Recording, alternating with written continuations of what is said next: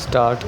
ਦੇਸ਼ ਦੀ ਪ੍ਰਧਾਨ ਮੰਤਰੀ ਸ਼੍ਰੀਮਤੀ ਇੰਦਰਾ ਗਾਂਧੀ ਲੋਕ ਸਭਾ ਚੋਣਾਂ 'ਚ ਉੱਤਰ ਪ੍ਰਦੇਸ਼ ਦੇ ਰਾਏਬਰੇਲੀ ਤੋਂ ਸ਼੍ਰੀ ਰਾਜ ਨਾਰਾਇਣ ਦੇ ਮੁਕਾਬਲੇ 'ਤੇ ਸਰਕਾਰੀ ਸਾਧਨਾਂ ਦੀ ਅਯੋਗ ਵਰਤੋਂ ਕਰਕੇ ਜਿੱਤੀ ਸੀ। ਡੰਡੀ ਸ਼੍ਰੀ ਰਾਜ ਨਾਰਾਇਣ ਨੇ ਇਲਾਹਾਬਾਦ ਹਾਈ ਕੋਰਟ ਵਿੱਚ ਉਹਨਾਂ ਦੀ ਚੋਣ ਨੂੰ ਚੁਣੌਤੀ ਦਿੱਤੀ ਹੋਈ ਸੀ ਅਤੇ ਪਿਛਲੇ 4 ਸਾਲ ਤੋਂ ਕੇਸ ਚੱਲ ਰਿਹਾ ਸੀ। ਡੰਡੀ ਹਾਈ ਕੋਰਟ ਦੇ ਜਸਟਿਸ ਸ਼੍ਰੀ ਜਗਮੋਹਨ ਸਿਨਹਾ ਨੇ 22 ਜੂਨ 1975 ਈਸਵੀ ਨੂੰ ਚੋਣ ਰੱਦ ਕਰ ਦਿੱਤੀ ਅਤੇ ਸ਼੍ਰੀਮਤੀ ਇੰਦਰਾ ਗਾਂਧੀ ਨੂੰ 6 ਸਾਲਾਂ ਵਾਸਤੇ ਅੱਗੇ ਤੋਂ ਚੋਣ ਲੜਨ ਦੀ ਮਨਾਹੀ ਕਰਦਿਆਂ ਅਯੋਗ ਕਰਾਰ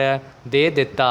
ਡੰਡੀ ਪ੍ਰਧਾਨ ਮੰਤਰੀ ਦਾ ਅਹੁਦਾ ਤਾਂ ਕਿ ਲੋਕ ਸਭਾ ਦੀ ਮੈਂਬਰੀ ਤੋਂ ਵੀ ਖਾਰਜ ਕਰ ਦਿੱਤਾ ਗਿਆ। ਡੰਡੀ ਇਲਾਹਾਬਾਦ ਹਾਈ ਕੋਰਟ ਦੇ ਇਤਿਹਾਸਕ ਫੈਸਲੇ ਦੀ ਦਲੇਰੀ ਨੇ ਸਾਰੀ ਦੁਨੀਆ ਨੂੰ ਹੈਰਾਨ ਅਤੇ ਕਾਂਗਰਸੀਆਂ ਨੂੰ ਪਰੇਸ਼ਾਨ ਕਰ ਦਿੱਤਾ।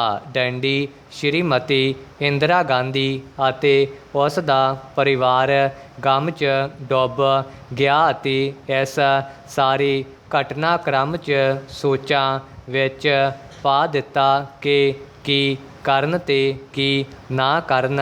ਪ੍ਰਸ਼ਨ ਚਿੰਨ੍ਹ। ਵੱਖ-ਵੱਖ ਸੋਚ ਵਾਲੇ ਉਹਨਾਂ ਦੇ ਸਮਰਥਕ ਵੱਖ-ਵੱਖ ਰਾਵਾਂ ਦੇ ਰਹੇ ਸਨ। ਡੰਡੀ ਸ਼੍ਰੀਮਤੀ ਇੰਦਰਾ ਗਾਂਧੀ ਨੂੰ ਇਲਾਹਾਬਾਦ ਹਾਈ ਕੋਰਟ ਦੇ ਫੈਸਲੇ ਤੋਂ ਬਾਅਦ ਆਪਣੇ ਅਹੁਦੇ ਤੋਂ ਹਟ ਜਾਣਾ ਚਾਹੀਦਾ ਸੀ। ਡੰਡੀ ਦੇਸ਼ ਦੇ ਵੱਖ-ਵੱਖ ਰਾਜਾਂ ਵਿੱਚ ਕਾਂਗਰਸ ਸਰਕਾਰ ਵਿਰੁੱਧ ਅੰਦੋਲਨ ਚੱਲ ਰਹੇ ਸਨ। ਡੰਡੀ ਅਜਿਹੀ ਸਥਿਤੀ ਵਿੱਚ ਵੀ ਸ਼੍ਰੀਮਤੀ ਗਾਂਧੀ ਨੇ ਸੁਪਰੀਮ ਕੋਰਟ 'ਚ ਅਪੀਲ ਦਾਇਰ ਕਰ ਦਿੱਤੀ। ਡੰਡੀ ਸੁਪਰੀਮ ਕੋਰਟ ਵਿੱਚ ਛੁੱਟੀਆਂ ਦੇ ਸਮੇਂ ਦੇ ਜੱਜ VR ਕ੍ਰਿਸ਼ਨਾ ਅਈਅਰ ਨੇ 24 ਜੂਨ 1975 ਨੂੰ ਹਾਈ ਕੋਰਟ ਦੇ ਫੈਸਲੇ ਨੂੰ ਬਰਕਰਾਰ ਰੱਖਦਿਆਂ ਇੰਦਰਾ ਗਾਂਧੀ ਨੂੰ ਸੰਸਦ ਮੈਂਬਰ ਵਜੋਂ ਮਿਲ ਰਹੀਆਂ ਸਾਰੀਆਂ ਸਹੂਲਤਾਂ ਤੋਂ ਵਾਂਝਾ ਕਰ ਦਿੱਤਾ ਤੇ ਸੰਸਦ ਵਿੱਚ ਵੋਟ ਪਾਉਣ ਤੋਂ ਵੀ ਰੋਕ ਦਿੱਤਾ, ਪਰ ਉਹਨਾਂ ਨੂੰ ਪ੍ਰਧਾਨ ਮੰਤਰੀ ਬਣੇ ਰਹਿਣ ਦੀ ਇਜਾਜ਼ਤ ਦੇ ਦਿੱਤੀ। ਡੰਡੀ ਪਰ ਇੰਦਰਾ ਗਾਂਧੀ ਨੂੰ ਅੰਤਿਮ ਨਤੀਜੇ ਬਾਰੇ ਬੇਯਕੀਨੀ ਸੀ। ਡੰਡੀ ਇਸ ਸਮੇਂ ਸੰਜੇ ਗਾਂਧੀ ਨੇ, ਜੋ ਆਪਣੀ ਮਾਂ ਦੀ ਕਮਜ਼ੋਰੀ ਨੂੰ ਜਾਣਦਾ ਸੀ, ਨੇ ਹਰਿਆਣਾ ਦੇ ਮੁੱਖ ਮੰਤਰੀ ਬੰਸੀ ਲਾਲ ਦੀ ਮਦਦ ਨਾਲ ਕਿਰਾਏ ਦੀ ਭੀੜ ਇਕੱਠੀ ਕਰਨੀ ਸ਼ੁਰੂ ਕੀਤੀ ਅਤੇ ਸ਼੍ਰੀਮਤੀ ਇੰਦਰਾ ਗਾਂਧੀ ਦੀ ਕੋਠੀ ਪ੍ਰਧਾਨ ਮੰਤਰੀ ਨਿਵਾਸ ਸਾਹਮਣੇ ਇਕੱਠੇ ਕੀਤੇ ਲੋਕਾਂ ਤੋਂ ਇੰਦਰਾ ਗਾਂਧੀ ਦੇ ਹੱਕ ਵਿੱਚ ਨਾਅਰੇਬਾਜ਼ੀ ਕਰਵਾਈ। ਡੰਡੀ ਜੋ ਪੂਰੇ ਜੋਸ਼ ਨਾਲ ਕਹਿ ਰਹੇ ਸਨ, ਇੰਦਰਾ ਗਾਂਧੀ ਜੀ ਅੱਗੇ ਵਧੋ, ਸਾਰਾ ਦੇਸ਼ ਤੁਹਾਡੇ ਨਾਲ ਹੈ। ਡੰਡੀ ਇੰਦਰਾ ਗਾਂਧੀ ਦੇ ਵਿਸ਼ਵਾਸ ਪਾਤਰ ਅਤੇ ਨਿੱਜੀ ਸਕੱਤਰ ਰਹੇ। RK ਧਵਨ ਨੇ ਬਾਅਦ 'ਚ ਦੱਸਿਆ ਸੀ ਕਿ ਇਲਾਹਾਬਾਦ ਹਾਈ ਕੋਰਟ ਵੱਲੋਂ ਫੈਸਲਾ ਆਉਣ ਤੋਂ ਬਾਅਦ ਸ਼੍ਰੀਮਤੀ ਇੰਦਰਾ ਗਾਂਧੀ ਨੇ ਆਪਣਾ ਅਸਤੀਫਾ ਦੇਣ ਦਾ ਫੈਸਲਾ ਕਰ ਲਿਆ ਸੀ ਅਤੇ ਇੱਥੋਂ ਤੱਕ ਕਿ ਤਿਆਗ ਪੱਤਰ ਟਾਈਪ ਵੀ ਕਰ ਲਿਆ ਸੀ। ਡੰਡੀ ਪਰ ਸਮੁੱਚਾ ਮੰਤਰੀ ਮੰਡਲ, ਜਿਸ ਦੀ ਅਗਵਾਈ ਬਾਬੂ ਜਗਜੀਵਨ ਰਾਮ ਕਰ ਰਹੇ ਸਨ, ਹਾਈ ਕੋਰਟ ਦੇ ਹੁਕਮ ਪਿੱਛੋਂ ਸ਼੍ਰੀਮਤੀ ਇੰਦਰਾ ਗਾਂਧੀ ਨੂੰ ਮਿਲੇ ਅਤੇ ਇਸ ਗੱਲ 'ਤੇ ਜ਼ੋਰ ਦਿੱਤਾ ਕਿ ਉਹ ਅਸਤੀਫਾ ਨਾ ਦੇਣ।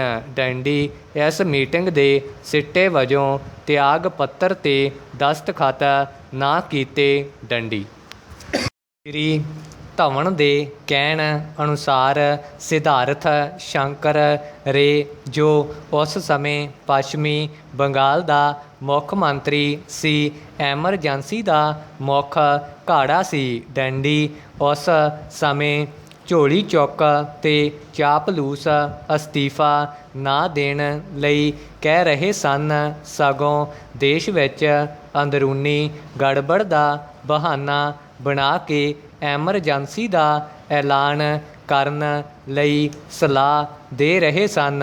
ਡੰਡੀ ਉਹਨਾਂ ਦੀ ਰਾਏ ਸੀ ਕਿ ਵਿਰੋਧੀ ਨੇਤਾਵਾਂ ਨੂੰ ਜੇਲ੍ਹਾਂ ਵਿੱਚ ਡੱਕ ਦਿੱਤਾ ਜਾਵੇ, ਅਖਬਾਰਾਂ 'ਤੇ ਸੈਂਸਰ ਲਗਾ ਦਿੱਤਾ ਜਾਵੇ, ਜਲਸੇ ਜਲੂਸ ਭੜਕਾਊ ਭਾਸ਼ਣਾਂ 'ਤੇ ਪਾਬੰਦੀ ਲਾ ਦਿੱਤੀ ਜਾਵੇ। ਡੰਡੀ ਸ਼੍ਰੀਮਤੀ ਇੰਦਰਾ ਗਾਂਧੀ ਨੇ ਲੋਕਾਂ ਨੂੰ ਦਬਾਉਣ ਦਾ ਮਨ ਬਣਾ ਲਿਆ ਸੀ। ਡੰਡੀ ਦੂਜੇ ਪਾਸੇ ਦੇਸ਼ ਅੰਦਰ ਇੱਕ ਤੂਫਾਨ ਖੜਾ ਹੋ ਗਿਆ। ਡੰਡੀ ਹਰ ਪਾਸੇ ਜਲੂਸ ਜਲਸੇ ਤੇ ਭਾਸ਼ਣ ਸੁਣਾਈ ਦੇਣ ਲੱਗੇ। ਡੰਡੀ ਦੇਸ਼ ਦੇ ਹਰ ਕੋਨੇ 'ਚੋਂ ਆਵਾਜ਼ ਆ ਰਹੀ ਸੀ, ਇੰਦਰਾ ਗਾਂਧੀ ਅਦਾਲਤ ਦਾ ਨਿਰਣਾ ਪ੍ਰਵਾਨ ਕਰੋ, ਇੰਦਰਾ ਗਾਂਧੀ ਗੱਦੀ ਛੱਡੋ। ਡੰਡੀ ਦੇਸ਼ ਵਿੱਚ ਨਿਕਲ ਰਹੇ ਜਾਲੂਸਾਂ ਦੀ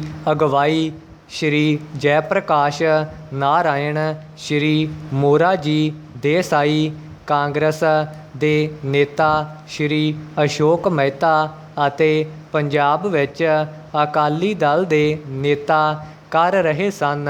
ਡੰਡੀ ਸ਼੍ਰੀਮਤੀ ਇੰਦਰਾ ਗਾਂਧੀ ਦੇ ਵਿਰੁੱਧ ਜਨਤਕ ਰੋਹ ਨਾਲ ਦੇਸ਼ ਵਿੱਚ ਅੰਦਰੂਨੀ ਖਤਰਾ ਵਧਣ ਦੀ ਦਲੀਲ ਦੇ ਕੇ ਰਾਸ਼ਟਰਪਤੀ ਸ਼੍ਰੀ ਫਖਰੂਦੀਨ ਅਲੀ ਅਹਿਮਦ ਤੋਂ ਦੇਸ਼ ਵਿੱਚ ਅੰਦਰੂਨੀ ਐਮਰਜੈਂਸੀ ਦਾ ਐਲਾਨ ਕਰਵਾ ਦਿੱਤਾ ਤੇ ਰਾਸ਼ਟਰਪਤੀ ਨੇ ਸੰਵਿਧਾਨ ਦੀ ਧਾਰਾ ਦੀ ਉਪ ਧਾਰਾ 352 ਅਧੀਨ ਇਹ ਐਲਾਨ ਕਰ ਦਿੱਤਾ, ਮੈਨੂੰ ਦਿੱਤੀਆਂ ਸ਼ਕਤੀਆਂ ਦੇ ਆਧਾਰ 'ਤੇ ਮੈਂ ਭਾਰਤ ਦਾ ਰਾਸ਼ਟਰਪਤੀ ਇਹ ਐਲਾਨ ਕਰਦਾ ਹਾਂ ਕਿ ਦੇਸ਼ ਵਿੱਚ ਘਰੋਗੀ ਸੰਕਟ ਵਾਲੀ ਸਥਿਤੀ ਹੈ, ਜਿਸ ਕਰਕੇ ਅੰਦਰੂਨੀ ਗੜਬੜ ਤੋਂ ਭਾਰਤ ਦੀ ਸੁਰੱਖਿਆ ਨੂੰ ਖਤਰਾ ਹੈ। ਡੰਡੀ ਸ਼੍ਰੀ ਧਵਨ ਦੇ ਕਹਿਣ ਅਨੁਸਾਰ ਰਾਸ਼ਟਰਪਤੀ ਨੇ ਰੇ ਨੂੰ ਐਲਾਨ ਦਾ ਖਰੜਾ ਤਿਆਰ ਕਰਨ ਲਈ ਕਿਹਾ ਤਾਂ ਉਹਨਾਂ ਤਿਆਰ ਕਰ ਦਿੱਤਾ। ਡੰਡੀ ਅੱਧੀ ਰਾਤ ਤੋਂ ਪਹਿਲਾਂ ਸ਼੍ਰੀ ਧਵਨ ਐਲਾਨ ਦੇ ਖਰੜੇ ਨੂੰ ਰਾਸ਼ਟਰਪਤੀ ਦੇ ਦਸਤਖਤਾਂ ਲਈ ਰਾਸ਼ਟਰਪਤੀ ਭਵਨ ਲੈ ਕੇ ਗਏ। ਡੰਡੀ ਉਹਨਾਂ ਨੇ ਕਿਹਾ ਕਿ ਗ੍ਰਿਫਤਾਰੀਆਂ ਦੀਆਂ ਯੋਜਨਾਵਾਂ ਐਮਰਜੈਂਸੀ ਤੋਂ 4-5 ਦਿਨ ਪਹਿਲਾਂ ਤਿਆਰ ਕਰ ਲਈਆਂ ਸਨ ਅਤੇ ਇਸ ਕੰਮ ਨਾਲ ਸੈਨਾ ਵਰਗੀ ਕਾਰਵਾਈ ਦੀ ਤਰ੍ਹਾਂ ਨਜਿੱਠਿਆ ਗਿਆ। ਡੰਡੀ ਸ਼੍ਰੀਮਤੀ ਦਿੱਲੀ ਵਿੱਚ ਗ੍ਰਿਫਤਾਰੀਆਂ ਦੀਆਂ ਹਦਾਇਤਾਂ ਕੀਤੀਆਂ ਤਾਂ ਜੋ ਅਦਾਲਤਾਂ ਰੁਕਾਵਟ ਨਾ ਬਣਨ। ਡੰਡੀ ਐਮਰਜੈਂਸੀ ਤੋਂ ਤੁਰੰਤ ਬਾਅਦ ਸ਼੍ਰੀ ਜੈ ਪ੍ਰਕਾਸ਼ ਨਾਰਾਇਣ, ਮੋਰਾਰਜੀ ਦੇਸਾਈ, ਰਾਜ ਨਾਰਾਇਣ, ਅਟਲ ਬਿਹਾਰੀ ਵਾਜਪਾਈ, ਅਸ਼ੋਕ ਮਹਿਤਾ, ਚੌਧਰੀ ਚਰਨ ਸਿੰਘ, ਮਧੂ ਨਾਨਾ ਜੀ ਦੇਸ਼ਮੁਖ, ਡਾਕਟਰ ਬਲਦੇਵ ਪ੍ਰਕਾਸ਼, ਬਲਰਾਮ ਜੀ ਦਾਸ। ਐਮਰਜੈਂਸੀ ਬੇਸ਼ੱਕ 25-26 ਜੂਨ 1975 ਈਸਵੀ ਦੀ ਰਾਤ ਨੂੰ ਲਾਗੂ ਹੋ ਗਈ ਸੀ, ਪਰ ਰਸਮੀ ਤੌਰ 'ਤੇ ਇਸ ਨੂੰ ਲਾਗੂ ਕਰਨ ਦਾ ਮਤਾ ਕੇਂਦਰੀ ਮੰਤਰੀ ਮੰਡਲ ਦੀ 26 ਜੂਨ 1975 ਨੂੰ ਸਵੇਰੇ ਹੋਈ ਮੀਟਿੰਗ ਵਿੱਚ ਪਾਸ ਕੀਤਾ ਗਿਆ। ਡੰਡੀ ਕਣਕ ਦੀ ਵਾਢੀ ਸਮੇਂ ਲਗਭਗ ਹਰ ਸਾਲ ਕਿਸਾਨ ਮੌਸਮ ਕਰਕੇ ਕੁਦਰਤ ਦੀ ਕਰੋਪੀ ਦਾ ਸ਼ਿਕਾਰ ਹੁੰਦੇ ਹਨ। ਡੰਡੀ। ਇਸ ਵਾਰੀ ਮੌਸਮ ਠੀਕ ਰਿਹਾ ਹੈ। ਡੰਡੀ।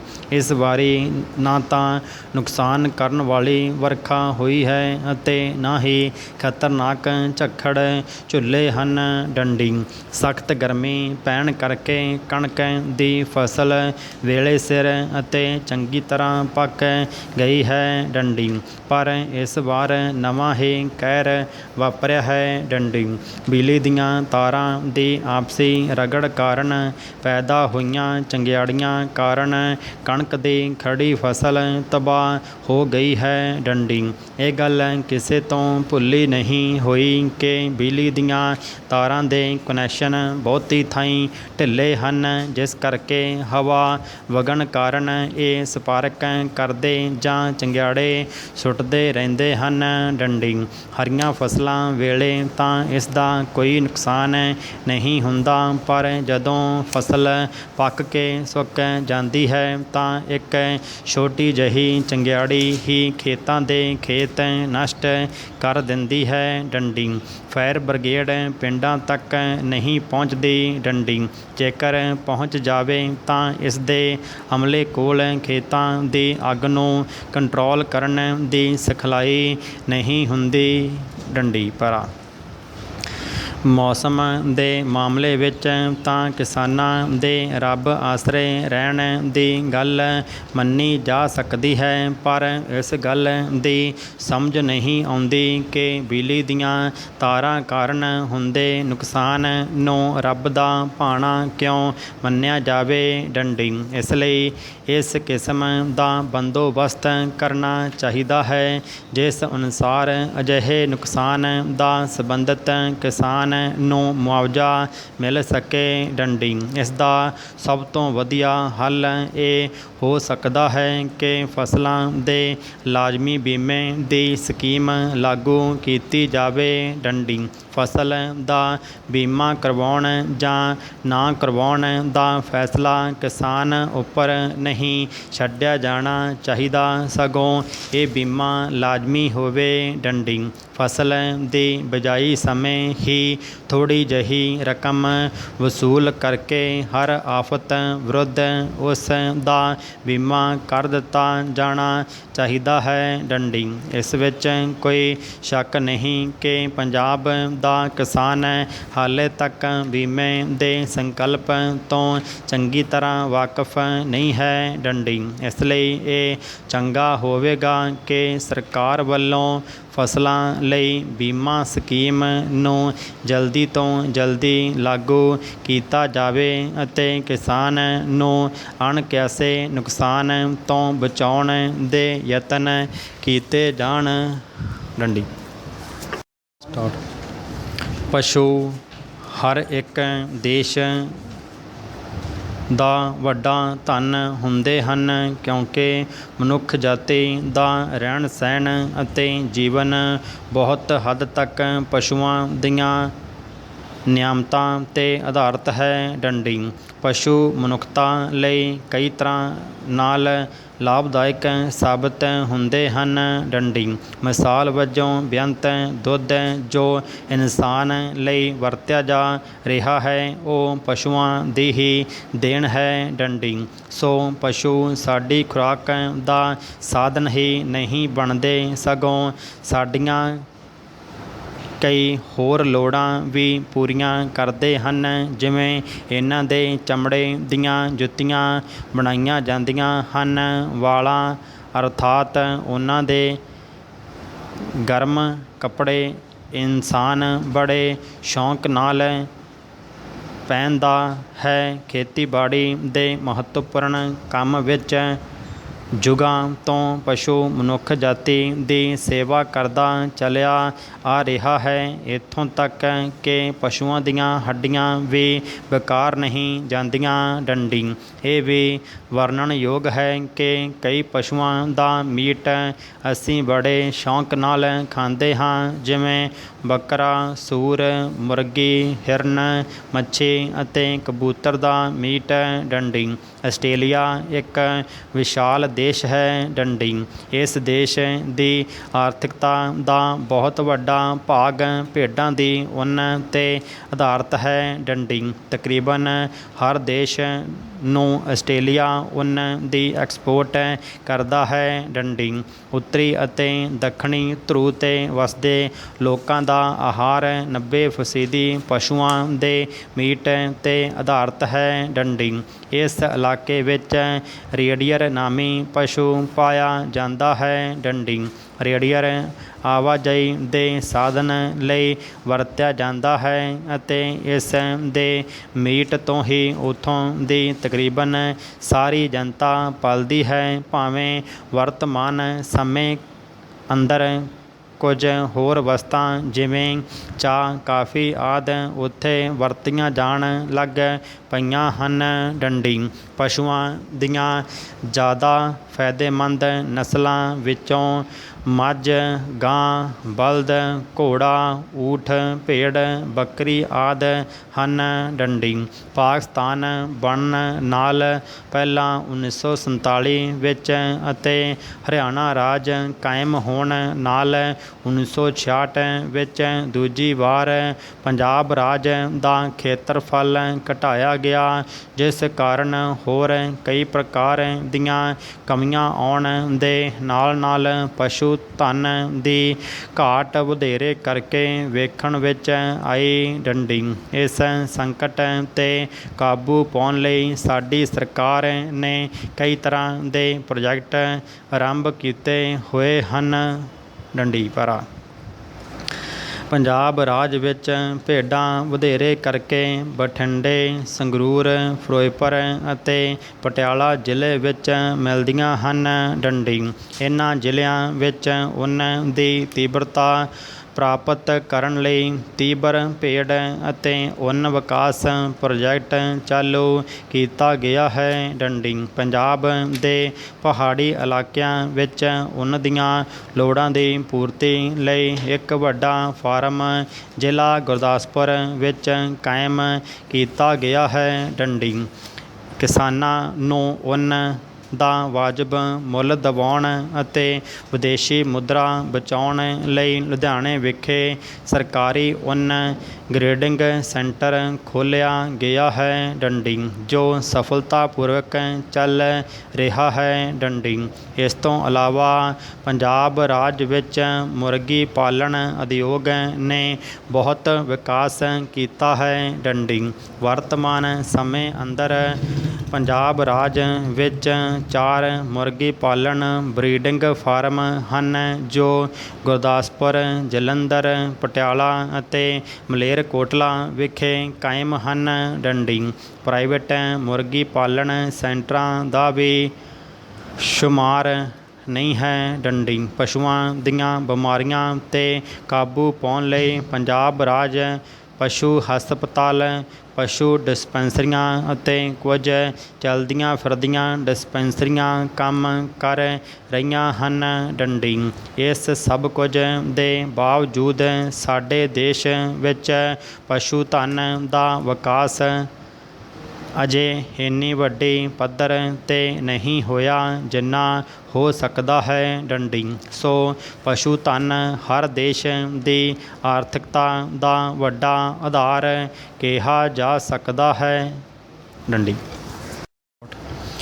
ਇਸ ਪੱਤਰ ਸਹਿਤ ਆਪ ਜੀ ਨੂੰ ਇਹ ਸੂਚਿਤ ਕੀਤਾ ਜਾਂਦਾ ਹੈ ਕਿ ਰਿਟਾਇਰ ਹੋਣ ਵਾਲੇ ਕਰਮਚਾਰੀ ਦੇ ਕੇਸ ਨੂੰ ਹਮਦਰਦੀ ਅਤੇ ਸਮੇਂ ਸਿਰ ਨਜਿੱਠਣ ਦੇ ਮਨੋਰਥ ਨਾਲ ਸਿਵਲ ਸੇਵਾ ਨਿਯਮ ਵਿੱਚ ਇਹ ਉਪਬੰਧ ਕੀਤਾ ਗਿਆ ਹੈ ਕਿ ਕਰਮਚਾਰੀ ਦੇ ਸੇਵਾ ਦੇ ਵੇਰਵੇ ਇਕੱਤਰ ਕਰਨ ਅਤੇ ਉਸ ਦੀ ਸੇਵਾ ਦੀ ਤਸਦੀਕ ਨੂੰ ਦਫ਼ਤਰ ਅਧਿਕਾਰੀ ਰਿਟਾਇਰ ਹੋਣ ਤੋਂ ਯੋਗ ਸਮਾਂ ਪਹਿਲਾਂ ਆਪਣੇ ਹੱਥ ਵਿੱਚ ਲਵੇਗਾ ਅਤੇ ਉਦੋਂ ਤੱਕ ਇੰਤਜ਼ਾਰ ਕੀਤੀ ਜਾਵੇਗੀ ਜਦੋਂ ਤੱਕ ਕਰਮਚਾਰੀ ਪੈਨਸ਼ਨ ਲਈ ਵਾਸਤਵਿਕ ਤੌਰ 'ਤੇ ਰਸਮੀ ਬਿਨੈ ਪੱਤਰ ਨਹੀਂ ਦਿੰਦਾ। ਡੰਡੀ ਸਿਵਲ ਸੇਵਾ ਨਿਯਮ ਜਿਲਦ 2 ਦੇ ਨਿਯਮ 9 ਵਿੱਚ ਇਹ ਵੀ ਉਪਬੰਧ ਕੀਤਾ ਗਿਆ ਹੈ ਕਿ ਪੈਨਸ਼ਨ ਮਨਜ਼ੂਰ ਕਰਨ ਵਾਲੇ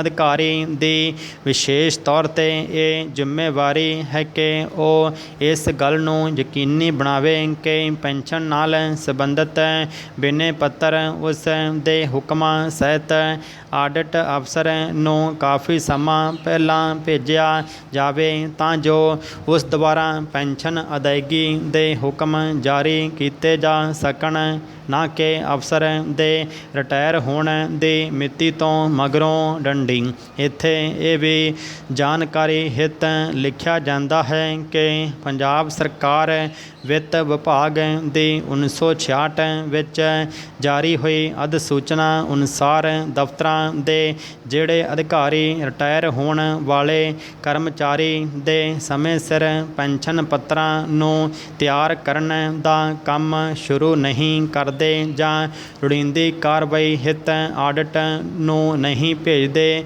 ਉਹਨਾਂ ਵਿਰੁੱਧ ਅਨੁਸ਼ਾਸਨੀ ਕਾਰਵਾਈ ਕੀਤੀ ਜਾ ਸਕਦੀ ਹੈ। ਡੰਡੀ ਇਸ ਵਿੱਚ ਅਜਿਹੇ ਉਹਨਾਂ ਕਰਮਚਾਰੀਆਂ ਦੇ ਕੇਸ ਵੀ ਆ ਜਾਂਦੇ ਹਨ ਜਿਨ੍ਹਾਂ ਦੇ ਰਿਟਾਇਰਮੈਂਟ ਦੀ ਪੂਰਵ ਅਨੁਮਾਨਿਤ ਮਿਤੀ ਤੋਂ 1 ਸਾਲ ਪਹਿਲਾਂ ਅਤੇ ਅਜਿਹੀਆਂ ਸ਼ਰਤਾਂ ਵਿੱਚ ਜਦੋਂ ਪੂਰਵ ਅਨੁਮਾਨਿਤ ਮਿਤੀ ਦਾ ਅਨੁਮਾਨ ਕਰਮਚਾਰੀ ਦੇ ਨਕਾਰਾ ਹੋਣ, ਲਾਜ਼ਮੀ ਰਿਟਾਇਰਮੈਂਟ ਅਤੇ ਮ੍ਰਿਤਿੂ ਆਦਿ ਸੰਬੰਧੀ ਉਸ ਘਟਨਾ ਦੀ ਜਾਣਕਾਰੀ ਤੋਂ ਤੁਰੰਤ ਬਾਅਦ ਨਾ ਲਾਇਆ ਜਾ ਸਕਦਾ ਹੋਵੇ। ਡੰਡੀ ਇਸ ਲਈ ਹਰੇਕ ਵਿਭਾਗ ਕਿਸੇ ਅਜਿਹੇ ਅਧਿਕਾਰੀ ਨੂੰ ਪੈਨਸ਼ਨ ਰਿਕਾਰਡਾਂ ਅਤੇ ਦਸਤਾਵੇਜ਼ਾਂ ਨੂੰ ਸਮੇਂ ਸਿਰ ਪੂਰਾ ਕਰਨ ਲਈ ਨਿਯੁਕਤ ਕਰੇ ਜਿਸ ਨੂੰ ਇਸ ਬਾਰੇ ਲੋੜੀਂਦੀ ਜਾਣਕਾਰੀ ਹੋਵੇ। ਡੰਡੀ ਪਰ ਅਜਿਹਾ ਕਰਨ ਨਾਲ ਦਫ਼ਤਰ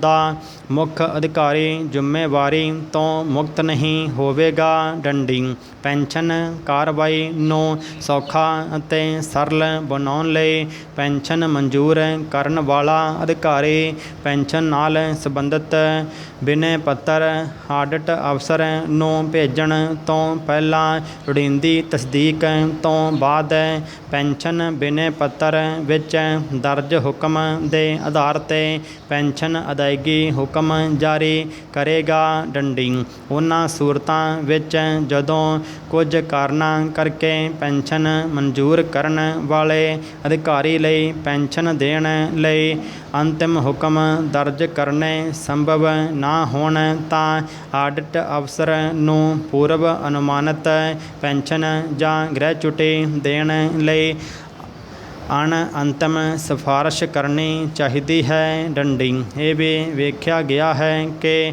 ਕੁਝ ਦਫ਼ਤਰਾਂ ਵਿੱਚ ਭਿੰਨ ਭਿੰਨ ਕਾਡਰਾਂ ਦੇ ਪੈਨਸ਼ਨ ਕੇਸਾਂ ਲਈ ਵੱਖਰੇ ਵੱਖਰੇ ਕਰਮਚਾਰੀ ਨਿਪਟਾਰਾ ਕਰਦੇ ਹਨ। ਡੰਡੀ ਇਸ ਵਿਧੀ ਨੂੰ ਹੋਰ ਸਰਲ ਅਤੇ ਸਪਸ਼ਟ ਬਣਾਉਣ ਦੇ ਮਨੋਰਥ ਨਾਲ ਇਹ ਵੀ ਜ਼ਰੂਰੀ ਹੈ ਕਿ ਕੇਵਲ ਇੱਕ ਵਿਅਕਤੀ ਜਿਹੜਾ ਕਿ ਪੈਨਸ਼ਨ ਨਿਯਮਾਂ ਅਤੇ ਹਦਾਇਤਾਂ ਤੋਂ ਪੂਰੀ ਤਰ੍ਹਾਂ ਵਾਕਫ ਹੋਵੇ ਨੂੰ ਹੀ ਉਸ ਵਿਭਾਗ ਵਿੱਚ ਕੰਮ ਕਰਦੇ ਸਾਰੇ ਵਰਗਾਂ ਦੇ ਕਰਮਚਾਰੀਆਂ ਸੰਬੰਧੀ ਪੈਨਸ਼ਨ ਕੇਸਾਂ ਦੀ ਤਿਆਰੀ ਅਤੇ ਇਹਨਾਂ ਨੂੰ ਮੁਕੰਮਲ ਕਰਨ ਦਾ ਨਿਸ਼ਚਿਤ ਕੰਮ ਦਿੱਤਾ ਜਾਵੇ। ਡੰਡੀ ਕਿਰਪਾ ਕਰਕੇ ਆਪਣੇ ਦਫ਼ਤਰ ਵਿੱਚ ਪਏ ਪੈਂਡਿੰਗ ਕੇਸਾਂ ਸੰਬੰਧੀ ਲੋੜੀਂਦੀ ਸੂਚਨਾ ਵਾਪਸੀ ਡਾਕ ਭੇਜਦੇ ਹੋਏ ਦੱਸਿਆ ਜਾਵੇ ਕਿ ਇਹਨਾਂ ਨੂੰ ਨਿਪਟਾਉਣ ਲਈ ਕਿੰਨਾ ਸਮਾਂ ਹੋਰ ਲੋੜੀਂਦਾ ਹੈ। ਡੰਡੀ ਸਟਾਰਟ ਆਪਣੇ ਸਮੇਂ ਵਿੱਚ ਮਹਾਰਾਜਾ ਰਣਜੀਤ ਸਿੰਘ ਦੇ ਰਾਜ ਦੌਰਾਨ ਹਰੀ ਸਿੰਘ ਨਲੂਏ ਦਾ ਨਾਂ ਇੱਕ ਰਵਾਇਤ ਅਤੇ ਸੰਸਥਾ ਸੀ। ਡੰਡੀ ਜ਼ਿਲ੍ਹਾ ਗੁਜਰਾਂਵਾਲੇ ਦਾ ਵਸਨੀਕ ਸਰਦਾਰ ਗੁਰਦਿਆਲ ਸਿੰਘ ਅਤੇ ਮਾਤਾ ਧਰਮ ਕੌਰ ਦਾ ਪੁੱਤਰ ਮਹਾਰਾਜਾ ਰਣਜੀਤ ਸਿੰਘ ਦੇ ਰਾਜ ਦਾ ਸਰਤਾਜ ਜਰਨੈਲ ਸੀ। ਡੰਡੀ ਇਸ ਨੇ ਸਿੱਖ ਰਾਜ ਵਾਸਤੇ ਅਨੇਕਾਂ ਲੜਾਈਆਂ ਲੜੀਆਂ। ਡੰਡੀ ਸਰਹੱਦੀ ਜਮਰੌਦ ਦੇ ਕਿਲੇ ਪਾਸ ਯੁੱਧ ਦੌਰਾਨ ਵੱਡੀ ਵੀਰਤਾ ਹਾਸਲ ਕੀਤੀ। ਡੰਡੀ ਇਸ ਪੰਥ ਰਤਨ ਸ਼ਖਸੀਅਤ ਦੀ ਸਮਾਧ ਜਮਰੌਦ ਦੇ ਕਿਲੇ ਵਿੱਚ ਹੈ। ਡੰਡੀ ਪੰਥ ਰਤਨ ਦੇ ਅਸਲ ਵਾਰਸ ਵੀ ਸੀ। ਡੰਡੀ ਕਾਬਲ ਫਤਿਹ ਵੀ ਇਸ ਜਰਨੈਲ ਨੇ ਕੀਤਾ ਸੀ। ਡੰਡੀ ਸਰਹੱਦੀ ਪਠਾਨਾਂ ਵਿੱਚ ਇਸ ਦਾ ਭੈ ਸੀ। ਡੰਡੀ ਜਦੋਂ ਕੋਈ ਪਠਾਨ ਜਨਾਨੀ ਆਪਣੇ ਬੱਚੇ ਨੂੰ ਚੁੱਪ ਕਰਾਉਣਾ ਜਾਂ ਡਰਾਉਣਾ ਚਾਹੁੰਦੀ ਸੀ ਤਾਂ ਕਹਿੰਦੀ ਸੀ, ਚੁੱਪ ਨਲੂਆ ਆ ਗਿਆ। ਡੰਡੀ ਅੱਜ ਅਸੀਂ ਉਸੇ ਰੁਦਰਫੋਰਡ ਦੇ ਬਚਪਨ ਬਾਰੇ ਗੱਲ ਕਰ ਰਹੇ ਹਾਂ ਜਿਨ੍ਹਾਂ ਨੇ ਸੋਨੇ ਦੇ ਪੱਤਰੇ ਉੱਤੇ ਐਲਫਾ ਕਣਾ ਹੀਲੀਅਮ ਨਿਊਕਲੀਅਸ ਦਾ ਦੁੱਗਣਾ ਧਨ ਅਵਸ਼ੇਸ਼ਤ ਨੂੰ ਟਕਰਾ ਕੇ ਨਿਊਕਲੀਅਸ ਦਾ ਸੰਕਲਪ ਲੱਭਿਆ ਸੀ। ਡੰਡੀ ਇੰਜ ਰੁਦਰਫੋਰਡ ਦਾ ਪਰਮਾਣੂ ਮਾਡਲ ਬਣਿਆ। ਡੰਡੀ ਜਿਸ ਮੁਤਾਬਕ ਹਰ ਐਟਮ ਦੇ ਕੇਂਦਰ ਵਿੱਚ ਇੱਕ ਧਨ ਅਵੇਸ਼ ਵਾਲਾ ਨਿਊਕਲੀਅਸ ਹੁੰਦਾ ਹੈ ਜਿੱਥੇ ਪਰਮਾਣੂ ਦਾ ਸਾਰਾ ਪੁੰਜ ਇਕੱਤਰ ਹੋਇਆ ਮੰਨਿਆ ਜਾਂਦਾ ਹੈ। ਡੰਡੀ ਰਿਣ ਅਵੇਸ਼ਤ ਕਣ ਇਲੈਕਟ੍ਰੌਨ ਨਿਊਕਲੀਅਸ ਦੇ ਦੁਆਲੇ ਚੱਕਰਕਾਰ ਮਾਰਗਾਂ ਵਿੱਚ ਗੇੜੇ ਲਗਾਉਂਦੇ ਹਨ। ਡੰਡੀ ਪਰਮਾਣੂਆਂ ਵਿੱਚ ਵਿਚਾਲੇ ਖਾਲੀ ਥਾਵਾਂ ਵੀ ਹੁੰਦੀਆਂ ਹਨ। ਡੰਡੀ ਉਸ ਦਾ ਪੂਰਾ ਨਾਂ ਅਰਨੈਸਟ ਰੁਦਰਫੋਰਡ ਸੀ। ਡੰਡੀ ਰੁਦਰਫੋਰਡ ਦਾ ਜਨਮ 30 ਅਗਸਤ 1871 ਨੂੰ ਨਿਊਜ਼ੀਲੈਂਡ ਦੇ ਦੱਖਣੀ ਜਖੀਰੇ ਤੇ ਪੂਰਬ ਵਿੱਚ ਸਪਰਿੰਗ ਗਰੋਵ ਵਿੱਚ ਹੋਇਆ। ਡੰਡੀ ਆਪਣੇ ਮਾਤਾ ਪਿਤਾ ਦੇ 12 ਬੱਚਿਆਂ ਵਿੱਚੋਂ ਉਹ ਇੱਕ ਸੀ। ਡੰਡੀ ਬੱਚਿਆਂ ਵਿੱਚ ਉਸ ਦਾ ਚੌਥਾ ਨੰਬਰ ਸੀ ਅਤੇ ਪੁੱਤਰਾਂ ਵਿੱਚ ਦੂਜਾ। ਡੰਡੀ ਉਸ ਦਾ ਪਿਤਾ ਜੇਮਜ਼ ਬਹੁਤਾ ਪੜ੍ਹਿਆ ਲਿਖਿਆ ਨਹੀਂ ਸੀ। ਡੰਡੀ ਵੱਡੇ ਪਰਿਵਾਰ ਨੂੰ ਉਸ ਨੇ ਪਟਸਨ ਦੇ ਰੇਸ਼ੇ ਤਿਆਰ ਕਰਨ ਵਾਲੀ ਮਸ਼ੀਨ ਦੀ ਆਮਦਨ ਨਾਲ ਪਾਲਿਆ ਸੀ। ਡੰਡੀ ਉਸ ਦੀ ਮਾਂ ਮਾਰਥਾ ਕਿਸੇ ਸਕੂਲ ਵਿੱਚ ਪੜ੍ਹਾਉਂਦੀ ਸੀ। ਡੰਡੀ ਮਾਂ ਆਪਣੇ ਬੱਚਿਆਂ ਨੂੰ ਵੱਧ ਤੋਂ ਵੱਧ ਪੜ੍ਹਾਉਣਾ ਚਾਹੁੰਦੀ ਸੀ। ਡੰਡੀ ਉਹ ਮਨੁੱਖੀ ਗਿਆਨ ਨੂੰ ਇੱਕ ਵੱਡੀ ਤਾਕਤ ਮੰਨਦੀ ਸੀ। ਡੰਡੀ ਰੁਦਰਫੋਰਡ ਨੂੰ ਬਚਪਨ ਵਿੱਚ ਨਿੱਕੇ ਨਾਂ ਅਰਨ ਕਹਿ ਕੇ ਬੁਲਾਇਆ ਜਾਂਦਾ ਸੀ। ਡੰਡੀ ਸਕੂਲ ਤੋਂ ਬਾਅਦ ਵਿਹਲਾ ਸਮਾਂ ਉਹ ਖੇਤ ਵਿੱਚ ਗਊਆਂ ਨੂੰ ਘਾਹ ਪੱਠੇ ਪਾਉਣ ਦਾ ਕੰਮ ਕਰਦਾ। ਡੰਡੀ ਹਫ਼ਤੇ ਦੇ ਅਖੀਰਲੇ ਦਿਨ ਆਪਣੇ ਭਾਈਆਂ ਨਾਲ ਮਿਲ ਕੇ ਤੰਗ ਘਾਟੀ ਦੇ ਪਾਣੀ ਵਿੱਚ ਨਹਾਉਂਦਾ ਹੁੰਦਾ ਸੀ। ਡੰਡੀ ਪੈਸੇ ਵੱਲੋਂ ਘਰ ਵਿੱਚ ਤੰਗੀ ਹੀ ਸੀ। ਡੰਡੀ ਉਹ ਆਰਥਿਕ ਚੁਣੌਤੀਆਂ ਨਾਲ ਸਿੱਝਣ ਲਈ ਵਿਉਂਤਾਂ ਗੁੰਦਦਾ ਰਹਿੰਦਾ ਸੀ। ਡੰਡੀ ਉਹ ਪਤੰਗ ਖਰੀਦਣ ਲਈ ਪੰਛੀਆਂ ਦੇ ਆਲ੍ਹਣੇ ਬਣਾ ਕੇ ਵੇਚਦਾ ਹੁੰਦਾ ਸੀ। ਡੰਡੀ ਉਦੋਂ ਉਹ 10 ਸਾਲ ਦਾ ਸੀ ਜਦੋਂ ਉਸ ਨੂੰ ਫਾਕਸ ਹਿੱਲ ਸਕੂਲ ਵਿੱਚ ਸਾਇੰਸ ਦੀ ਪਹਿਲੀ ਕਿਤਾਬ ਪੜ੍ਹਨ ਨੂੰ ਮਿਲੀ ਸੀ ਡੰਡੀ। ਇਸ ਕਿਤਾਬ ਤੋਂ ਪ੍ਰੇਰਿਤ ਹੋ ਕੇ ਉਸਨੇ ਇੱਕ ਛੋਟੀ ਖਿਡੌਣਾ ਤੋਪ ਤਿਆਰ ਕੀਤੀ ਡੰਡੀ।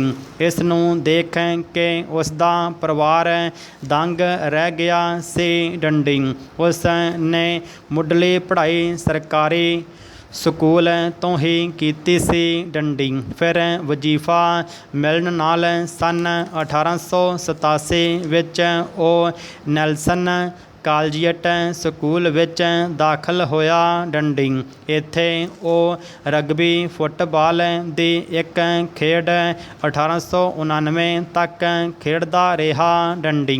ਸੰਨ 1890 ਵਿੱਚ ਉਸ ਨੂੰ ਇੱਕ ਹੋਰ ਵਜ਼ੀਫਾ ਮਿਲ ਗਿਆ ਅਤੇ ਉਹ ਕੈਂਟਰਾਬਰੀ ਕਾਲਜ ਨਿਊਜ਼ੀਲੈਂਡ ਵਿੱਚ ਦਾਖਲ ਹੋ ਗਿਆ ਡੰਡੀ। ਰੁਦਰਫੋਰਡ ਨੇ ਇਸੇ ਕਾਲਜ ਤੋਂ BA ਅਤੇ MA ਗਣਿਤ ਅਤੇ ਸਾਇੰਸ ਵਿੱਚ ਪਹਿਲੇ ਦਰਜੇ ਵਿੱਚ ਆਨਰ ਨਾਲ ਪਾਸ ਕੀਤੀਆਂ ਡੰਡੀ। ਸੰਨ 1894 ਵਿੱਚ ਕੈਂਟਰਬਰੀ ਵਿੱਚ ਰੁਦਰਫੋਰਡ ਨੇ ਸੁਤੰਤਰ ਤੌਰ 'ਤੇ ਲੋਹੇ ਨੂੰ ਚੁੰਬਕ ਬਣਾਉਣ ਲਈ ਉੱਚ ਆਵਰਤੀ ਬਿਜਲੀ ਡਿਸਚਾਰਜ ਦੀ ਕਾਬਲੀਅਤ 'ਤੇ ਅਧਿਐਨ ਕੀਤਾ ਸੀ ਡੰਡੀ। ਇਸੇ ਖੋਜ ਅਧਿਐਨ ਕਾਰਨ ਉਸਨੂੰ ਇੱਕ ਸਾਲ ਵਿੱਚ BSc ਦੀ ਡਿਗਰੀ ਦੇ ਦਿੱਤੀ ਗਈ ਸੀ ਡੰਡੀ। ਫਿਰ ਰੁਦਰਫੋਰਡ ਖੋਜ ਵਿਦਿਆਰਥੀ ਬਣ ਕੇ ਯੂਨੀਵਰਸਿਟੀ ਆਫ ਕੈਂਬਰਿਜ ਕਵੈਂਸ਼ਡ ਪ੍ਰਯੋਗਸ਼ਾਲਾ ਲੰਡਨ ਚਲਾ ਗਿਆ ਡੰਡੀ।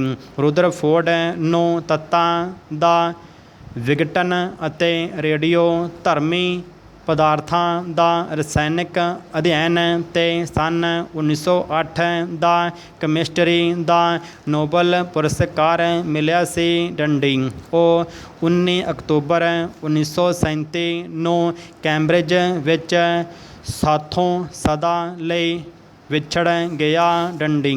ਉਸ ਦੇ ਮ੍ਰਿਤਕ ਸਰੀਰ ਨੂੰ ਵੈਸਟਮਿਨਿਸਟਰ ਐਬੇ ਨੇੜੇ ਆਈਜ਼ੈਕ ਨਿਊਟਨ ਦੀ ਕਬਰ ਦੇ ਪੱਛਮ ਵਾਲੇ ਪਾਸੇ ਸਪੁਰਦੇ ਖਾਕ ਕੀਤਾ ਗਿਆ ਸੀ ਡੰਡੀ। ਸਟਾਰਟ। ਐਮਰਜੈਂਸੀ ਦੇ ਐਲਾਨ ਤੋਂ ਬਾਅਦ ਸ਼ਹਿਰੀ ਆਜ਼ਾਦੀਆਂ 'ਤੇ ਰੋਕ ਲਗਾ ਦਿੱਤੀ ਗਈ। ਅਖਬਾਰਾਂ ਲਈ ਸੈਂਸਰਸ਼ਿਪ ਬਿਠਾ ਕੇ ਅਖਬਾਰਾਂ ਦੇ ਕਈ ਸੰਪਾਦਕਾਂ ਅਤੇ ਪੱਤਰਕਾਰਾਂ ਨੂੰ ਗ੍ਰਿਫਤਾਰ ਕਰਕੇ ਅਖਬਾਰਾਂ ਵਾਲਿਆਂ ਦਾ ਮੂੰਹ ਬੰਦ ਕਰ ਦਿੱਤਾ ਅਤੇ ਇਸ ਤਰ੍ਹਾਂ ਪੂਰੇ ਦੇਸ਼ ਵਿੱਚ ਡਰ ਵਾਲਾ ਮਾਹੌਲ ਪੈਦਾ ਹੋ ਗਿਆ ਡੰਡੀ। ਇੰਦਰਾ ਗਾਂਧੀ ਨੇ ਵਿਰੋਧੀ ਪਾਰਟੀਆਂ ਦੇ ਨੇਤਾਵਾਂ ਨੂੰ ਹੀ ਨਹੀਂ ਸਗੋਂ ਆਪਣੀ ਪਾਰਟੀ ਦੇ ਵੀ ਨੌਜਵਾਨ ਨੇਤਾ ਚੰਦਰ ਸ਼ੇਖਰ ਮੋਹਨ ਧਾਰੀਆ, ਰਾਮ ਧਨ ਅਤੇ ਕ੍ਰਿਸ਼ਨ ਕਾਂਤ ਤੱਕ ਨੂੰ ਜੇਲ੍ਹ ਭੇਜ ਦਿੱਤਾ ਡੰਡੀ।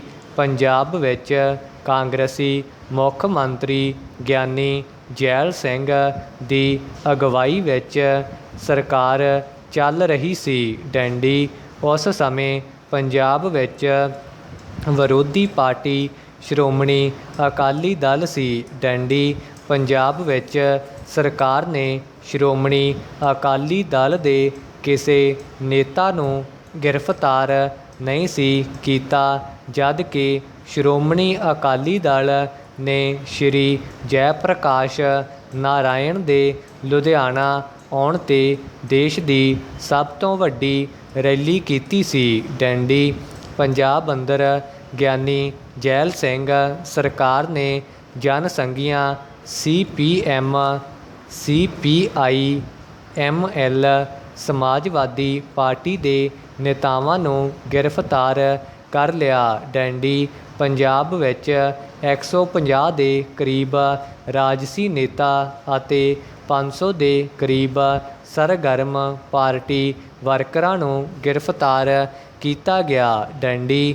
ਬਾਅਦ ਵਿੱਚ ਲੁਧਿਆਣਾ ਅਤੇ ਅੰਮ੍ਰਿਤਸਰ ਦੇ ਕੁਝ ਜਨਸੰਘੀਆਂ ਨੂੰ ਛੱਡ ਕੇ ਬਾਕੀ ਦੇ ਜਨਸੰਘੀਆਂ ਨੂੰ ਰਿਹਾ ਕਰ ਦਿੱਤਾ ਗਿਆ। ਡੰਡੀ ਉਸ ਸਮੇਂ ਜਿਹੜਾ ਵੀ ਮਾਫ਼ੀ ਮੰਗ ਲੈਂਦਾ ਉਸ ਨੂੰ ਰਿਹਾ ਕਰ ਦਿੱਤਾ ਜਾਂਦਾ ਸੀ। ਡੰਡੀ ਜਨਸੰਘ ਦੇ ਕਈ ਨੇਤਾ ਪੈਰੋਲ 'ਤੇ ਜੇਲ੍ਹ ਵਿੱਚੋਂ ਬਾਹਰ ਆਏ। ਡੰਡੀ ਪੰਜਾਬ ਵਿੱਚ ਸੰਘ ਦੀਆਂ ਸ਼ਾਖਾਵਾਂ ਲੱਗਣੀਆਂ ਬੰਦ ਹੋ ਗਈਆਂ। ਕਿਸੇ ਪਾਸੇ ਸਵੇਰ ਸਮੇਂ ਖਾਕੀ ਨੀਕਰ ਵਾਲਾ ਸੈਰ ਕਰਦਾ ਵੀ ਨਜ਼ਰ ਨਹੀਂ ਸੀ ਆਉਂਦਾ। ਡੰਡੀ ਅਕਾਲੀ ਦਲ ਨੇ ਐਮਰਜੈਂਸੀ ਦੇ ਖਿਲਾਫ ਮੋਰਚਾ ਆਰੰਭ ਦਿੱਤਾ ਜੋ 19 ਮਹੀਨੇ ਤੱਕ ਚੱਲਿਆ। ਡੰਡੀ ਇਸ ਮੋਰਚੇ ਨੇ ਦੇਸ਼ ਭਰ ਵਿੱਚ ਅਕਾਲੀਆਂ ਨੂੰ ਨਾਇਕ ਬਣਾ ਦਿੱਤਾ। ਡੰਡੀ ਐਮਰਜੈਂਸੀ ਦਾ ਦੌਰ ਕਾਲਾ ਦੌਰ ਸੀ। ਡੰਡੀ ਅਖੀਰ ਇੰਦਰਾ ਗਾਂਧੀ ਨੇ ਲੋਕ ਸਭਾ ਦੀਆਂ ਚੋਣਾਂ ਦਾ ਐਲਾਨ ਕਰਕੇ 21 ਮਾਰਚ 1977 ਨੂੰ ਐਮਰਜੈਂਸੀ ਵਾਪਸ ਲੈ ਲਈ। ਡੰਡੀ ਲੋਕ ਸਭਾ ਦੀਆਂ ਚੋਣਾਂ 18 ਮਾਰਚ ਤੋਂ 20 ਮਾਰਚ 1977 ਤੱਕ ਹੋਈਆਂ ਅਤੇ ਚੋਣਾਂ ਦੇ ਨਤੀਜੇ 21 ਮਾਰਚ 1977 ਦੀ ਅੱਧੀ ਰਾਤ ਨੂੰ ਆਉਣੇ ਸ਼ੁਰੂ ਹੋਏ। ਡੰਡੀ ਸਭ ਤੋਂ ਪਹਿਲਾਂ ਸੰਜੇ ਗਾਂਧੀ ਦੇ ਹਾਰਨ ਦੀ ਖਬਰ ਆਈ, ਫਿਰ ਇੰਦਰਾ ਗਾਂਧੀ ਦੇ ਹਾਰਨ ਦੀ। ਡੰਡੀ ਲੋਕ ਸਭਾ ਦੀਆਂ ਚੋਣਾਂ ਵਿੱਚ ਕਾਂਗਰਸ ਦਾ ਸਫਾਇਆ ਹੋ ਗਿਆ ਅਤੇ ਕੇਂਦਰ ਵਿੱਚ ਜਨਤਾ ਪਾਰਟੀ ਦੀ ਸਰਕਾਰ ਬਣ ਗਈ। ਡੰਡੀ ਪਰ ਸਰਕਾਰ ਛੇਤੀ ਟੁੱਟ ਗਈ। ਡੰਡੀ ਭਾਰਤ ਵਰਗੇ ਦੇਸ਼ ਵਿੱਚ ਐਮਰਜੈਂਸੀ ਲਈ ਕੋਈ ਥਾਂ ਨਹੀਂ ਹੈ। ਡੰਡੀ ਇਸ ਸੰਬੰਧੀ ਅੱਜ ਵੀ ਸੁਚੇਤ ਰਹਿਣ ਦੀ ਲੋੜ ਹੈ ਕਿ ਇਹੋ ਜਿਹੇ ਦਿਨ ਭਾਰਤ ਵਾਸੀਆਂ ਨੂੰ ਮੁੜ ਕਦੇ ਨਾ ਦੇਖਣੇ ਪੈਣ। ਡੰਡੀ।